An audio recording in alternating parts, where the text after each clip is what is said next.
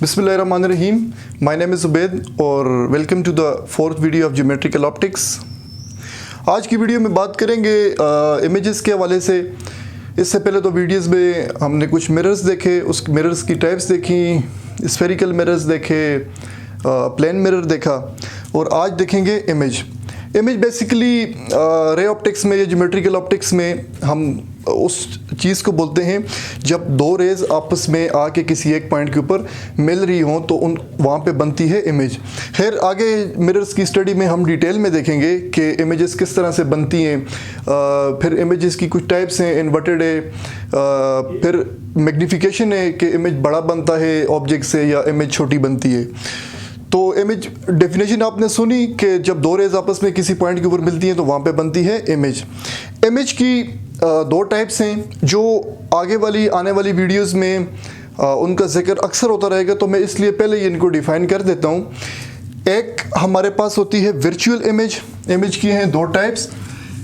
एक हमारे पास है वर्चुअल इमेज और दूसरी हमारे पास है रियल इमेज। ठीक है, एक है वर्चुअल इमेज और दूसरी हमारे पास होती है रियल इमेज। अब मैं जब ये इन दोनों को पढ़ा लूँगा तो आपको समझ आ जाएगी कि वर्चुअल इमेज क्या है और रियल इमेज क्या है।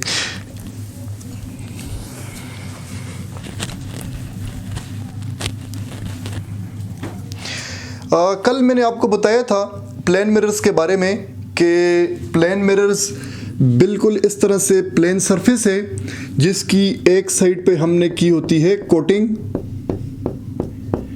और दूसरी साइड इसकी होती है पॉलिश्ड।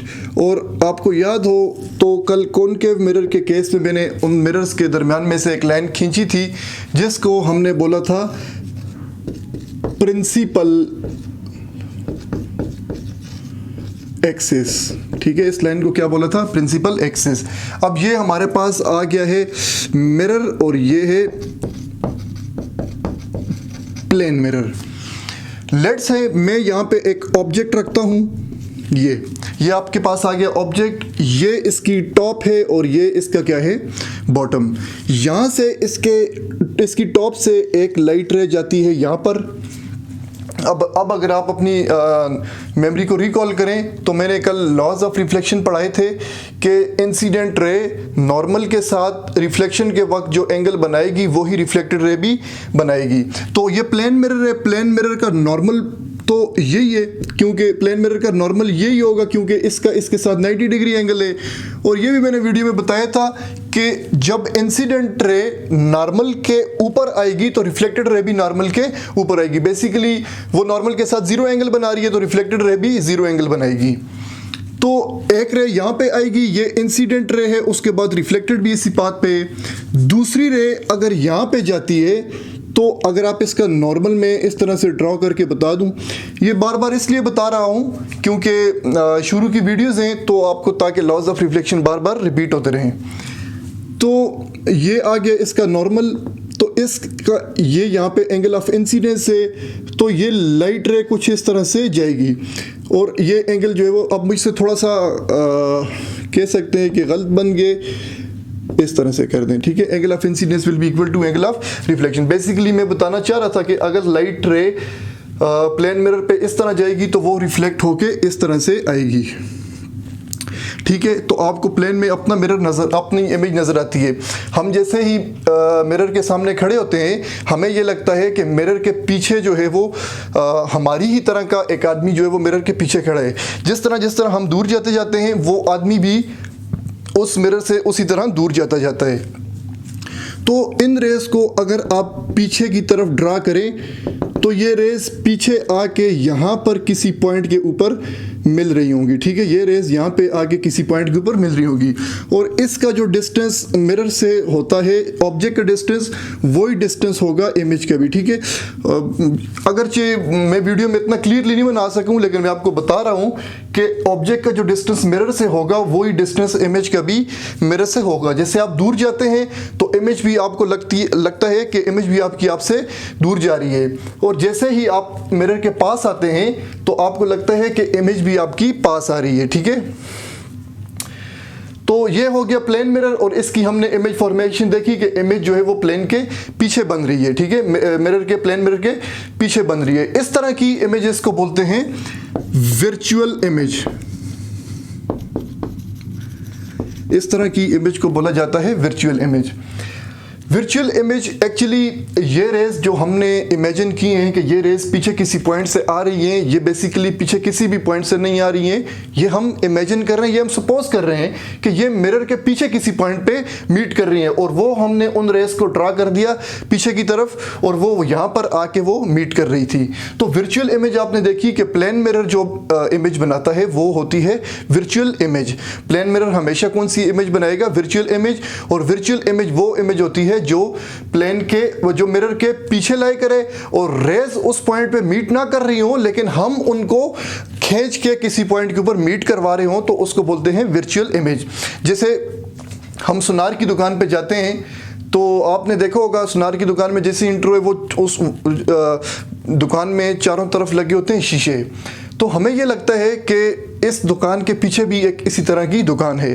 तो वो बेसिकली होता तो इस तरह नहीं है, क्योंकि वो तो एक ही शॉप होती है और उसका जो रिफ्लेक्शन है वो बेसिकली हमें धोखा दे रहे होते हैं कि इसी तरह की शॉप जो है वो इस शॉप के पीछे भी एक है।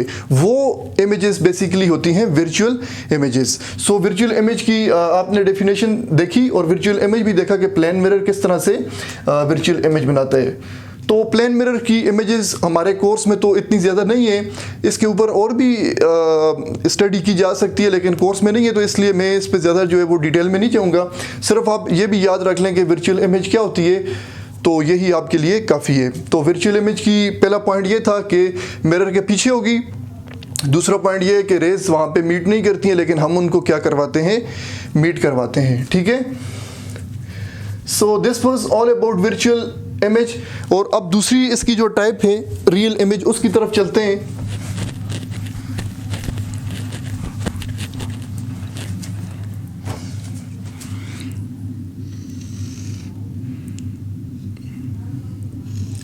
ये लाइन आ गई इसकी, इसका प्रिंसिपल एक्सिस, यहाँ पे आ गया सेंटर ऑफ कर्वेचर, यहाँ पे आ गया फोकल पॉइंट, और ये आ गया पोल। मैं इसको F से लिखता हूँ, इसको C से। अब कल आपको याद हो तो मैंने आपको बताया था कि कॉनकेव मिरर का जो केस है, ये आप आने वाले रूल्स में भी हम लोग देखेंगे कि अगर कोई लाइट रे इसके पैरेलल है, अगर कोई लाइट रे कॉनकेव मिरर के पैरेलल है, इस कॉनकेव मिरर की इमेजेस को हम आगे बहुत डिटेल में देखेंगे। फिलहाल के लिए आप इतना ही देखें कि वर्चुअल और रियल इमेज में फ़र्क क्या है।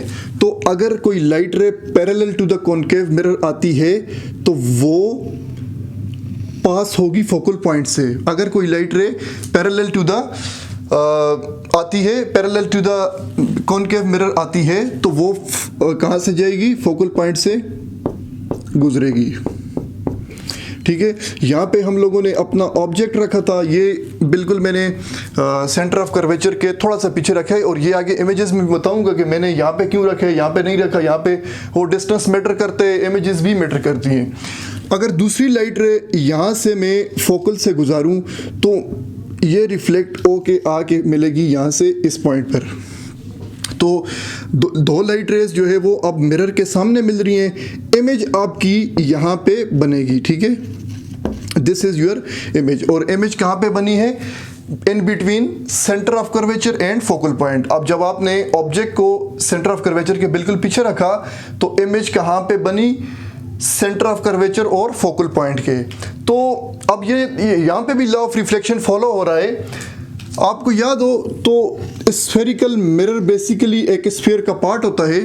तो अगर मैं ये पता करना चाहता हूँ कि इस पॉइंट के ऊपर, लेट से ये पॉइंट है, इस पॉइंट के ऊपर नॉर्मल क्या है, तो आप इसको इस तरह से थोड़ा सा छोटा सा पीस अगर इसमें से काटें तो ये आपको एक प्लेन सरफेस नज़र आएगी और आप इजीली इसके ऊपर नॉर्मल ड्रा कर सकते हैं। इसी तरह इसके ऊपर भी नॉर्मल जो है वो ड्रा कर सकते हैं, इसी तरह इसके ऊपर भी नॉर्मल ड्रा कर सकते हैं, इसी तरह इसके ऊपर भी नॉर्मल। तो अगर इंसिडेंट रे यहाँ पे आती है तो आप बता सकते हैं कि रिफ्लेक्टेड रे यहाँ पे होगी। अब मैं आपको बता रहा हूँ कि ये बताने का मकसद ये है कि जब भी आपके पास स्फीयर आएगा जब भी आपके पास स्फेरिकल मिरर आएगा या स्फेयर आए तो उस स्फेयर का नॉर्मल जो होता है वो सेंटर ऑफ कर्वेचर से पास होता है। उस स्फेयर का नॉर्मल जो है वो क्या होता है, सेंटर ऑफ कर्वेचर से पास होता है। जैसे मैंने आपने अपना कॉमन सेंस यूज करके बताया कि इसका नॉर्मल यहाँ पे आएगा तो सेंटर ऑफ कर्वेचर ये है, तो ये नॉर्मल यहाँ से जा रहा है, इसका नॉर्मल ये यहाँ से जा रहा है,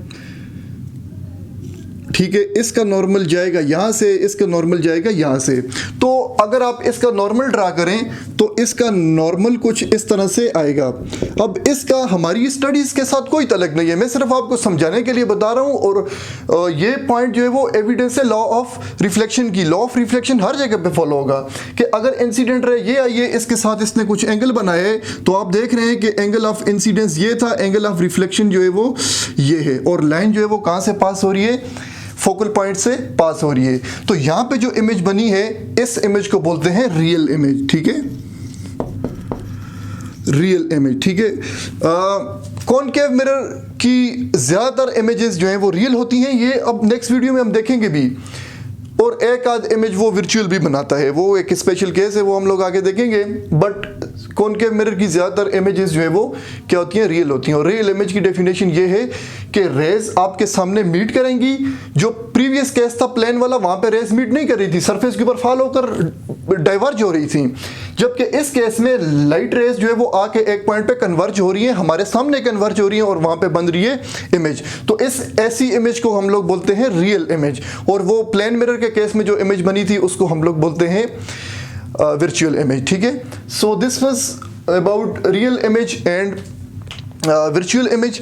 अब हम लोग जो है वो कुछ रूल्स देखेंगे कि कॉनकेव मिरर में जब इमेजेस बनती हैं तो उसके कुछ रूल्स हैं। वो रूल्स बेसिकली ऑब्जर्वेशंस हैं, वो लॉज ऑफ रिफ्लेक्शन से ही हम लोगों ने कुछ ऑब्जर्वेशंस ली हुई हैं। अब ये बहुत आसान है, अगर लॉ ऑफ रिफ्लेक्शन आपको यहाँ तक समझ आ गए तो वो 4 रूल्स भी आपको बहुत आसानी से समझ आए हुए।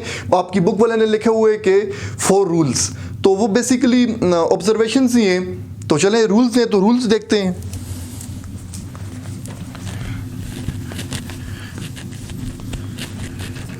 मैं तो इसको ऑब्जर्वेशन बोलूंगा,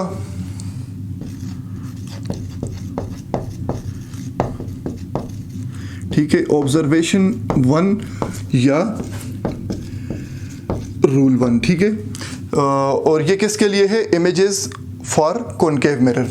अब आप कॉनकेव मिरर यहाँ पे ड्रा करते हैं, ये इसका आ गया है प्रिंसिपल एक्सिस, यहाँ पे है इसका फोकल पॉइंट, यहाँ पे है सेंटर ऑफ कर्वेचर, ये आ गया पोल और ये बाहर की इसकी कोटेड सरफेस। सबसे पहला रूल ये कहता है कि अगर एक incident ray parallel to the concave mirror है तो वो पास होगी फोकल पॉइंट में से, ठीक है। If any ray is parallel to the concave mirror, concave mirror के पैरेलल कब है, यानी प्रिंसिपल एक्सिस के वो पैरेलल है। अगर वो रे यहाँ से आ रही है तो तब भी वो इस पॉइंट में से पास होगी। अगर वो ये रे यहाँ से आ रही है तो तब भी वो फोकल पॉइंट में से पास होगी। अगर वो रे यहाँ पे आ रही है तो तब भी वो फोकल पॉइंट में से पास होगी। तो कहता है कि जितनी भी रेज प्रिंसिपल एक्सिस के पैरेलल हैं वो सारी की सारी रेज एक पॉइंट में से पास होगी, और वो क्या था, फोकल पॉइंट था। तो जितनी रेज हैं प्रिंसिपल एक्सिस के पैरेलल वो एक पॉइंट में से पास होंगी, फोकल पॉइंट में से basically. So this was observation 1, rule 1 जो आपके कोर्स में है। और अब देखते हैं रूल 2 या ऑब्जर्वेशन 2 देखते हैं, ठीक है। ऑब्जर्वेशन 2 भी पहले की ही तरह है। आपको याद हो तो कल मैंने आपको यह बताया था कि ये लेट से नॉर्मल है प्लेन पे, ये इंसिडेंट रे है, ये है रिफ्लेक्टेड रे। हम इन एरो से जो है वो इंडिकेट कर देते हैं। तो ये लाजमी नहीं है कि इंसिडेंट रे इस पॉइंट पे आती है तो रिफ्लेक्टेड उससे होगी। अगर वहां से इंसिडेंट आएगी तो रिफ्लेक्टेड तब भी वो वहां से ही होगी। इसको बोलते हैं प्रिंसिपल ऑफ रिवर्सिबिलिटी, और लाइट प्रिंसिपल ऑफ रिवर्सिबिलिटी को फॉलो करती है। ये पाथ था, इंसिडेंट से आपने इंसिडेंट करवाया, रिफ्लेक्टेड से पास होगी, और अगर रिफ्लेक्टेड से आपने इंसिडेंट करवाया तो भी इंसिडेंट से पास होगी।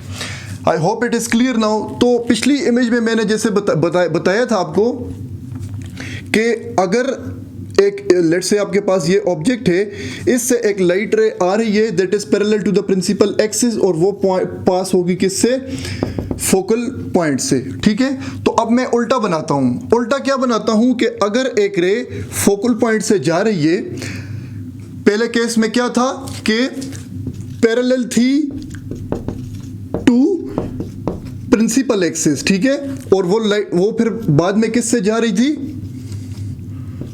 फोकल पॉइंट में से, ठीक है, वो जा रही थी फोकल पॉइंट में से।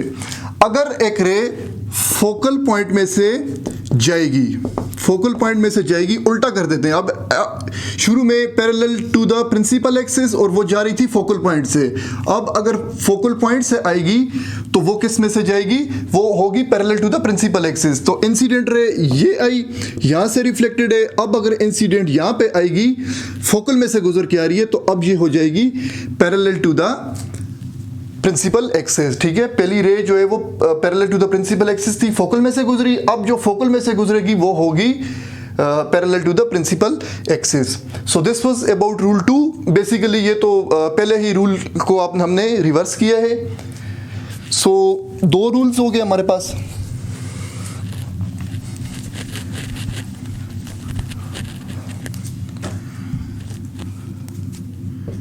अब हम लोग देखते हैं ऑब्जर्वेशन नंबर 3। ऑब्जर्वेशन नंबर 3 बहुत इजी है। वो ये है कि अगर एक लाइट रे प्रिंसिपल एक्सिस के पैरेलल आ रही है, अब आप देखें कि इसका नॉर्मल, ये जो मिरर है इसका नॉर्मल भी यही है, ठीक है। इसका नॉर्मल मैंने आपको स्फेरिकल मिरर ड्रा करके बताया कि नॉर्मल स्फीयर का सेंटर ऑफ कर्वेचर से पास होता है, तो इसका नॉर्मल सेंटर ऑफ कर्वेचर से ही पास होगा। अगर इंसिडेंट रे इस पे आती है तो रिफ्लेक्टेड भी यहां से ही जाएगी, ठीक है। तीसरा रूल ये है कि अगर इंसिडेंट रे इसके प्रिंसिपल एक्सिस में आती है तो वो प्रिंसिपल एक्सिस में ही वापस जाएगी।